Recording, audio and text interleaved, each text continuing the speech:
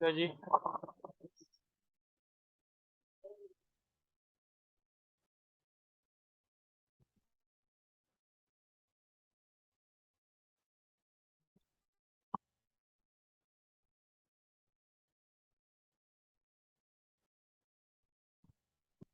अभी ये काम किया था हम लोगों ने।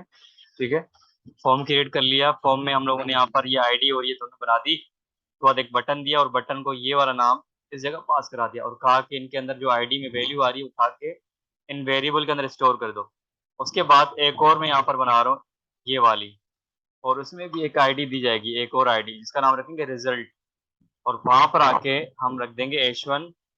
यही वाला H1 कॉपी कर लेते हैं जो ऊपर बनाया था, सबको लगा होगा इसके अंदर, और इसके अंदर आके पास कर देंगे। ये कॉपी करके इसके अंदर आके पास कर देंगे ऐसे। और कैलकुलेटर को हटा के मैं चाह रहा हूँ यहाँ पर वो वैल्यू आनी चाहिए जो कि इधर से आ गई। इन दोनों वैल्यू को क्या करना है, मर्ज मतलब मिलाना है। तो आप एक और बना दो और यहाँ पर कर दो डेटा शो का बना दे, और कहेंगे नंबर वन वाली वैल्यू जो आ रही है आपके पास उसको प्लस कर दो नंबर टू के साथ। ठीक है, अब ये प्लस हो गया, इन दोनों की वैल्यू प्लस होगी। प्लस होने के बाद कहा कि document dot get element by ID get करनी है आपने, जिसका नाम था रिजल्ट। और फिर डॉट इनर एचटीएमएल यूज कर लिया। इनर एचटीएमएल फंक्शन का काम ये होता है कि जावा स्क्रिप्ट से कोई वैल्यू अगर आपने एचटीएमएल में सेंड करनी हो ना, तब हम लगाते हैं इनर एचटीएमएल का कोड। अगर जावास्क्रिप्ट एचटीएमएल से कोई वैल्यू रिसीव करनी है तो वैल्यू लगाते हैं। अगर उधर से वैल्यू सेंड करनी है तो इनर एचटीएमएल लगाते हैं। तो इनर एचटीएमएल कर दिया कि आईडी के अंदर इनर एचटीएमएल डाल दो। और वो क्या डालेंगे तो मैं बताऊंगा यहाँ पर। ये टेम्पलेट सैम्बल लगाते हैं, ये इसको बोलते हैं टेम्पलेट सैम्बल। ये आते हैं वन से पहले, बटन जो आता है ना कीबोर्ड का उससे पहले ये सैम्बल आते हैं, वो लगा देंगे। और उसके बाद फिर ये आप उठा दो यहाँ से वाली H1 वाला कोड। H1 वाला कोड यहाँ से उठा दिया और इस टेम्पलेट के सैम्बल के अंदर आके मैंने पेस्ट कर लिया। और अंदर आके यहाँ पर मैं दूंगा रिजल्ट, ये वाला डेटा शो वाला जिसमें पूरा प्लस हो रहा था। इसको यहाँ से कर लेंगे कॉपी। कॉपी करने के बाद हम लगा देंगे यहाँ पर आके डॉलर साइन। अगर मैं अभी पास करता हूँ तो वो स्ट्रिंग समझेगा इसको और ऐसे ही शो कर देगा जैसे अभी नजर आ रहा है। तो मैं चाह रहा हूँ कि इसको जावास्क्रिप्ट की कोडिंग समझे, तो उसके लिए मैंने डॉलर साइन दिया और कर्ली ब्रैकेट दे दिया। और उसके अंदर आके मैंने ये वेरिएबल पास कर लिया, तो वो उसको वेरिएबल समझेगा। अब अंदर जो वैल्यू होगी वो पेस्ट कर लेगा। अब मैं इसको चलाता हूँ, मैं इसको F5 प्रेस कर लेता हूँ, तो आपके पास देखो ये फॉर्म आ रहा है। और फॉर्म में आपने वैल्यू कर दी यहाँ पर 10, और इधर आके आपने कर दिया 40। जैसे ऐड कर दिया तो वैल्यू आ रही है, पर वैल्यू जो आ रही है वो प्लस होके नहीं आ रही, वो अलग अलग आ रही है। कैरेक्टर समझ रहा है उसको, 10 अलग समझ रहा है, 40 अलग समझ रहा है। तो उसको आपने क्या करना है, उसको आपने कन्वर्ट करना है। आपने इन टेक्स्ट को कन्वर्ट करना है। कन्वर्ट करने का तरीका एक तो ये होता है कि आप इनको यहाँ पर ही कन्वर्ट कर दो ऐसे। ऐसे करेंगे ना तो हो सकता है इसको भी कन्वर्ट कर ले वो। तो इस तरह भी वो कन्वर्ट समझता है। अब ट्राई करके देखते हैं, अगर ना समझे तो फिर एक और तरीका होता है 50। तो उसने अभी भी कन्वर्ट नहीं किया। बस अब आखिरी तरीका ये होता है कि आपने इसके इन वैल्यू को आपने कन्वर्ट करना है। ये जो वैल्यू आ रही है ना, इनको अपने पास रख दो। और उससे पहले आपने करना है परसेंट। परसेंट को इंटीजर में कन्वर्ट करता है, ये वहां पर आके वैल्यू लगा दी ये वाली। यानी उससे पहले परसेंट किया, परसेंट के बाद इनको मैंने प्लस किया, और प्लस के बाद फिर मैंने इसको प्रिंट करा दिया यहाँ पर आके। क्योंकि ये हमारे पास जो इनपुट टाइप होता है वो टेक्स्ट है, वो टेक्स्ट समझ रहा था उसको, तो वो टेक्स्ट को ऐड नहीं कर पा रहा था।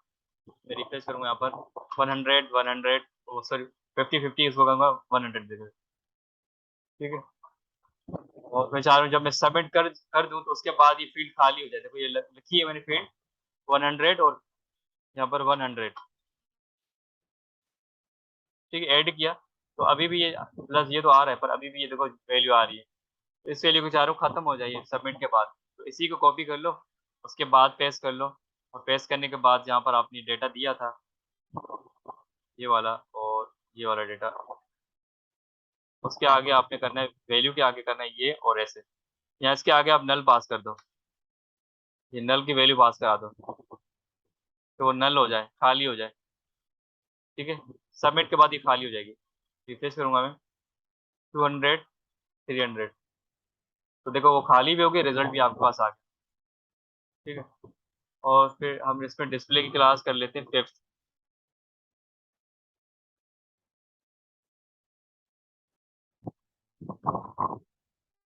वैल्यू आ रही है, और वैल्यू के अंदर लिखा होगा the addition is, the addition is लिखेंगे हम लोग। तो आपने इसके आगे लिख दिया दी addition is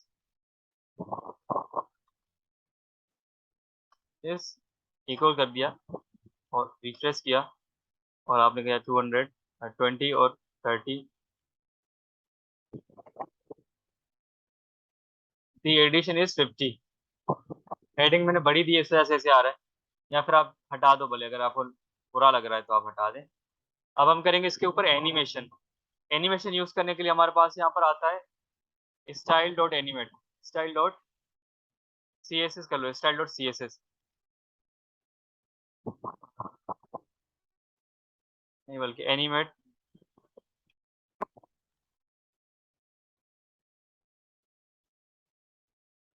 animate dot c s s के नाम से देखो ये आपके पास एक लिंक आ रही है, इसमें बहुत सारे एनिमेशन होते हैं।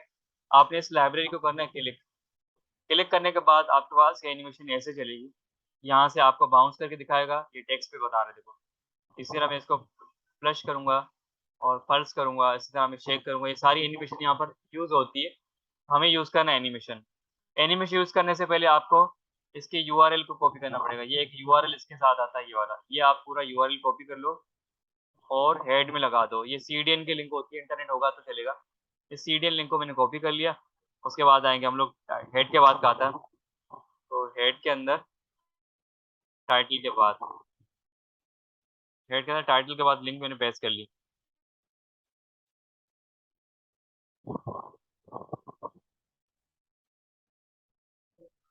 ठीक है, उसके बाद फिर बताया इन्होंने कि अगर आपने स्टार्ट करना है तो उसके लिए आपको एनिमेटेड लाजमी वर्ड देना है।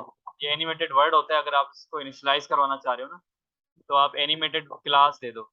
जैसे कि इन्होंने यहाँ पर आके लगा के दिया H1 के अंदर एनिमेटेड, एनिमेट डॉट अंडरस्कोर उसका एनिमेटेड, तो ये लाजमी क्लास दे दो। तो मैं ये क्लास दे देता हूँ कॉपी करके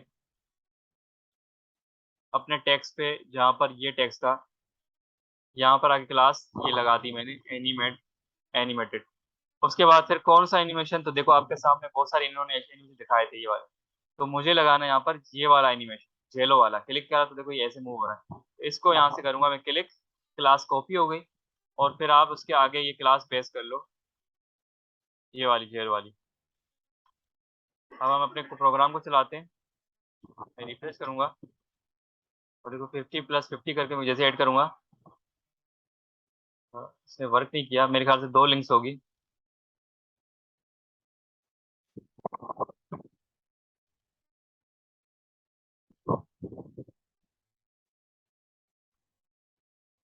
एक और चीज देखते हैं, ये असल में यहाँ पर काम नहीं करी तो मैं ऊपर वाले को लगा के देखता हूँ, ये जावास्क्रिप्ट से नहीं लगाता मैं ऊपर वाले आके यहाँ पर लगाता हूँ, इस वाले पे।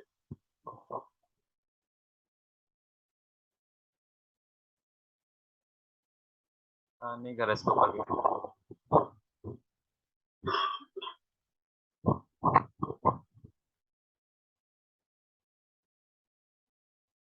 अच्छा, इस वजह से क्योंकि मिला के लिखा होता, ये भी एक तरीका हो सकता है, मैंने ये गलत लिखा था लिंक, कभी ये भी ऐसा हो रहा है। तो देखो अब वर्क कर रहा है वो, देखिएगा इसके ऊपर वो वर्क कर रहा है, थोड़ा सा मूव हो रहा है, एनिमेट चल रहा है यही क्लास में। उसके बाद चारों के और मजीद इसके अंदर कोई क्या चीजें आ रही तो मैं कर दूंगा इसके अंदर। डिले कितना होना चाहिए, डिले की क्लास है, इसका मतलब कि कितनी देर के बाद चलेगा एनिमेशन, एक थोड़ा डिले होगा, 5, ये डिले का ऑप्शन होता है। उसके बाद फिर मैं चाह रहा हूँ इसका एनिमेशन कितना स्पीड से चलेगा, स्लो चलेगा, ज्यादा स्लो चलेगा, फास्ट चलेगा, फास्टर चलेगा। तो अगर आप क्लास लगा दोगे ये फास्टर, तो ज्यादा फास्ट चलेगा, तो मैं इसको कहता हूँ स्लोवर। ये वाली क्लास कॉपी करके लगा लेते हैं यहाँ पर, जेलो की क्लास स्लोवर चले, अब वो स्लो एनिमेट करेगा काम। उसके बाद फिर होता है रिपीटेशन, एक दफा रिपीट करना है, 2 मरतबा, 3 मरतबा, या इन्फिनिट करना है, तो मैं करूँगा इन्फिनिट रिपीट कर दो, तो आगे जाके मैं इन्फिनिट में दूंगा। तो ये सारी क्लासें मैं यहाँ से हटा दूंगा, यहाँ से हटा के मैं नीचे वाली जहाँ पर रिजल्ट आ रही थी उधर आके पास कर दूंगा कि एनिमेट स्टार्ट हो और जेलो वाला एनिमेशन हो और स्लो चले और कंटिन्यूस चले, इसका ये मतलब था। उसके बाद हम आते हैं यहाँ पर रिफ्रेश करते हैं, और इधर आके मेरे को 50 प्लस 50 ऐड किया, तो देखो ये चल रहा है, 100 को मूव करा रहा है वो। ठीक है, और साथ में आप यूँ भी कर सकते हो, अगर आपको दी एडिशन का जो वर्ड है वो किसी लेबल में चाहिए, तो लेबल में लाने के लिए हम स्पेन का टैग लगाते हैं। तो स्पेन के टैग में पहले ऊपर लगा के दिखाता हूँ, उसके बाद जैसे कैलकुलेटर लिखा आ रहा है ना, आप लिखे माय कैलकुलेटर, तो मैं चाह रहा हूँ कैलकुलेटर का जो वर्ड होगा वो स्पेन में आ जाए, तो मैं स्पेन का वर्ड यहाँ से कॉपी कर लूँगा और ये कैलकुलेटर का वर्ड स्पेन के टैग में लगाया जाएगा यहाँ पर।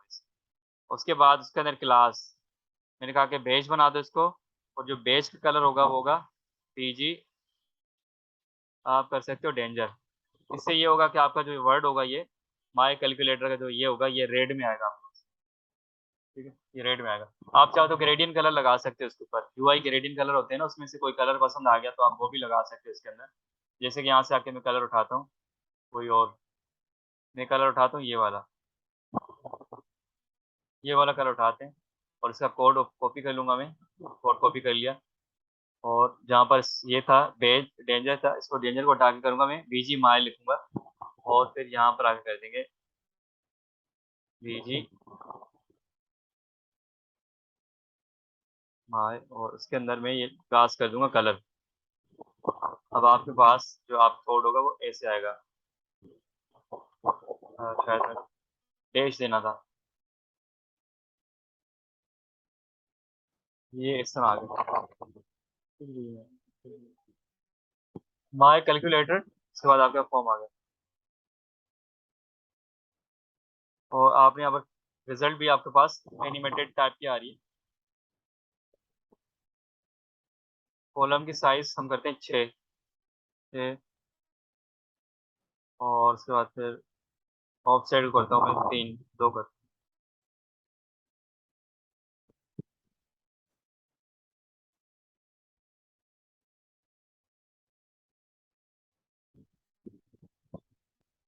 तो ये था। अब आपने करना क्या है, आपने दिखाता हूँ आपको, एडिशन का करना है, ये सारा काम करना है।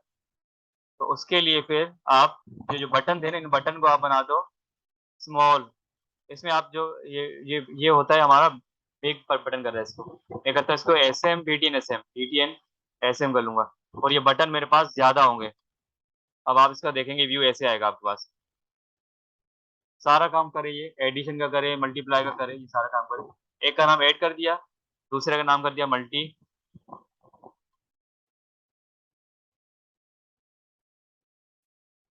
और तीसरे का करेंगे हम लोग डिवाइड, और चौथे का सब्सट्रैक्शन करेंगे, और पांचवे कर देंगे हम लोग यहाँ पर रिमाइंडर। मॉड्यूल कर दो इसको, मॉड्यूल भी नाम बोलते हैं इसको। और आखिरी वाला होगा रीसेट का, रीसेट, ठीक है। रीसेट की टाइप पे आप आओ, यहाँ पर लिखो टाइप, और करोगे रीसेट। ये टाइप होती है, रीसेट बटन की टाइप होती है, ठीक है, ये ऐसे आ रही है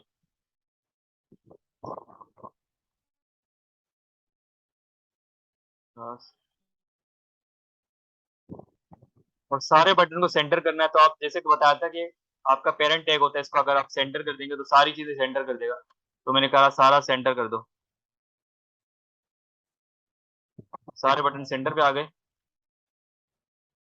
और इन बटन की जो है साइज बढ़ा सकते हैं, साइज बढ़ाने के लिए आप यहाँ पर यूज कर सकते हो पी एक्स, और 5 कर लो। पी एक्स 5 से क्या होगा, इसकी साइज बढ़ेगी, ऐसे बढ़ेगी इसकी साइज। मैं 4 कर लूँ, 3 कर लूँ, 3 कर लोगे तो हो सकता है ये बराबर में भी आ जाए, तो अब सही है थोड़ी सी। इनके अंदर फिर कलर्स भी चेंज कर सकते हो।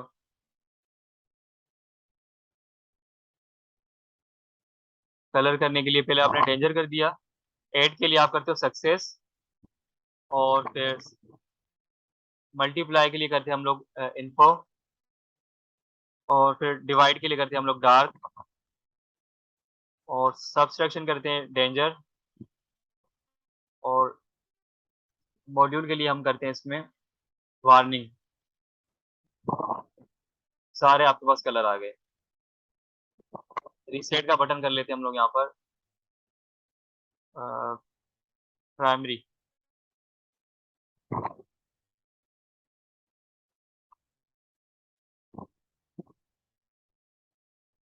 ठीक है। अब इन पे सब पे सारा एक्शन परफॉर्म होगा, तो उसके लिए फिर आप एक दफ़ा ये बना दिया आपने, बस आप ये कॉपी कर लो, ये दूसरे के लिए उसका नाम चेंज कर लो।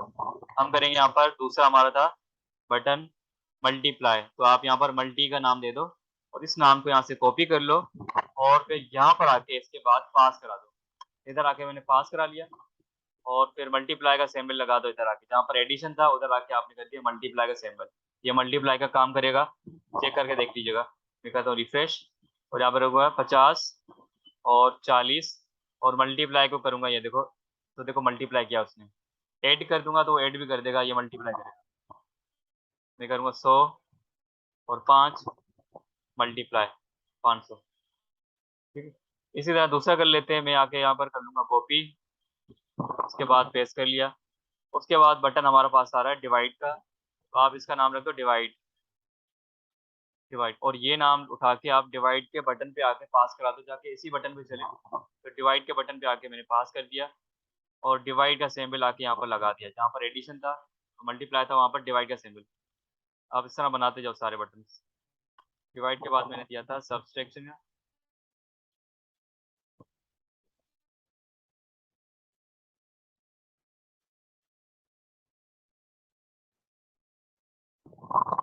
सब्सट्रैक्शन का, और सब्सट्रैक्शन के लिए माइनस दे दो, माइनस हो गया। बस फाइनल एक और आ रहा है, वो हो गया मॉड्यूल।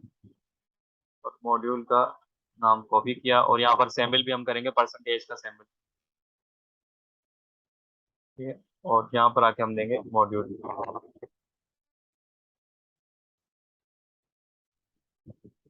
तो रही बात रीसेट की, तो रीसेट के लिए कोई बटन क्लिक नहीं होता, बस ये सारा काम आप कर दोगे। ये जितना भी आपके पास बना हुआ है, ये सारा कोड आप रख दोगे फॉर्म के टैग के अंदर। फॉर्म का टैग होता है ये वाला, उसमें लगा दोगे तो रीसेट खुद ब खुद वर्क करेगा। देखो रख दिया यहाँ पर, ये रिजल्ट अलग आ रही है चीज। रीसेट से फायदा ये होगा, आपने कुछ भी लिख दिया, कुछ भी लिख दिया और रीसेट को प्रेस किया तो खाली हो जाएगा। देखो मैंने कुछ भी लिख दिया, कुछ भी लिख दिया, रीसेट को प्रेस किया तो खाली हो गया। इसी तरह आप यहाँ पर चाह रहे हो, मैं चाह रहा हूँ ये फील्ड सबमिट के बाद रीसेट ना हो, क्योंकि मैं उसी को डिवाइड करना चाह रहा हूँ। मैंने इसको हटा दिया, फील्ड खाली ना हो।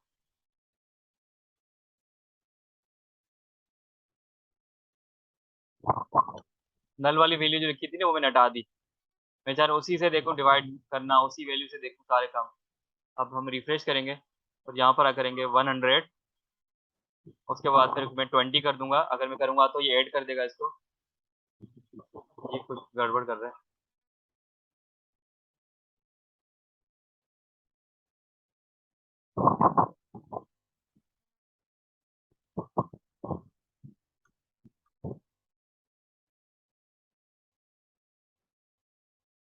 रीसेट डाल दिया मैंने वापस, उससे कोई मिस्टेक हो गई होगी जिसकी वजह से नहीं कर रहा था काम।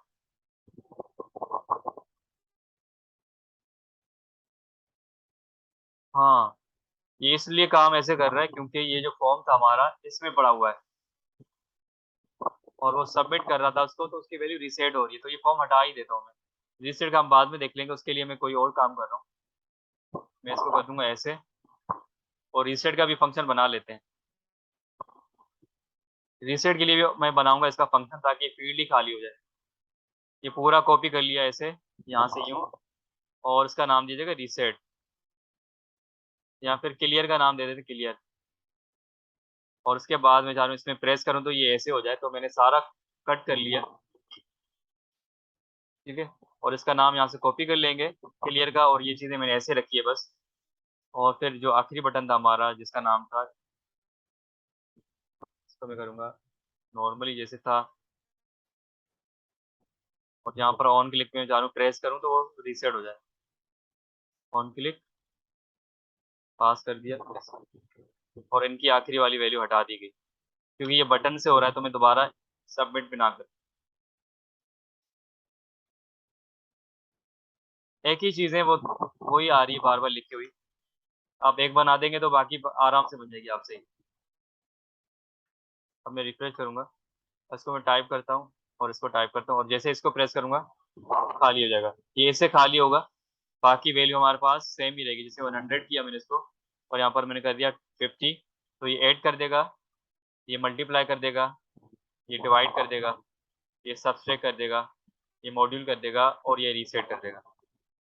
ठीक है, सारा काम हो रहा है। तो ये था कैलकुलेटर। उम्मीद है कि समझ में आ